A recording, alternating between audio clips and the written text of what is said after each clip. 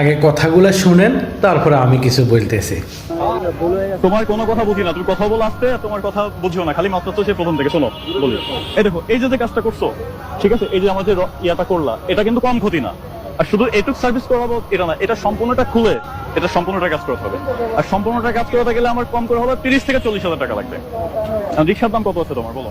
রিক্সার দাম তো অত টাকা হবে। হ্যাঁ, অত টাকা নাই। তারপর রিক্সা কি তোমার? না, রিক্সা তোমারও না। ভাড়া চালাবো। হ্যাঁ, তোমারও না, রিক্সাও তোমার না। তোমার রিক্সা নিয়ে বিক্রি করে দিয়ে আমি কাজ করবো, তারপর আমি এই গাড়িও চালাতে পারবো না। মানে আমার মনের ভিতরে ভালো লাগবে না যে তুমি একজন গরিব মানুষ, আমি কেন তোমার রিক্সাটা বিক্রি করে আমি কাজ করে গাড়ি চালাই। তুমি প্রথমে বলতা, কিচ্ছু বলতাম, আমরা এখান থেকে চলে আসতাম। এত দূর তুমি আমাকে নিয়ে আসছো, এই যে দেখো জমজম কোথায় ভাই, আর এই যে কোথায় আসছি। আর ও আমার এই টাকা দিচ্ছে, এই টাকা নিবো, চেহারা দিক টাকা কি আমি টাকা নিতে পারি?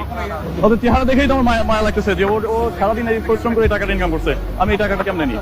না থাক, মজা লাগবে না। শোনো শোনো শোনো, এটা থেকে আজকে কি শিক্ষা পাইছো বলো? তোমার আমি কিছু নেবো না, রিক্সা নেবো না, জরিমানা নেবো না। কি শিক্ষা পাইছো? এটা খালি সচেতন ভাবে চালাইতে হবে। এরপর থেকে ভালো চালাবা? আচ্ছা ঠিক আছে ভাই, তাহলে আমরা কাছে কোনো জরিমানা নিচ্ছি না, ঠিক আছে? আরো তাহলে আমি একটা শার্ট কিনে দিব, কারণ শার্ট ধরে টানাটানি করা ছিল, ঠিক আছে? না, শার্ট কিনে দিব আমি তাকে। যাও তাহলে যাও মামা, এখন কি শার্ট নিবা? হ্যাঁ, লাগবে না? আল্লাহর কাছে দোয়া করুন ওর জন্য। কষ্ট পেয়েছো? কষ্ট করো না মামা। ভাই আল্লাহ হাফেজ ভাই, যান মামা, যান যান, কষ্ট পেন না। হ্যাঁ, একটা কথা আছে না, গাছ ভালো তার ফল ভালো, এটা একটা বাস্তব একটা কথা। জীবনে তো অনেক ভিডিও শেয়ার করছেন, এই ভিডিওটাও শেয়ার করে দিয়েন, দেখেন না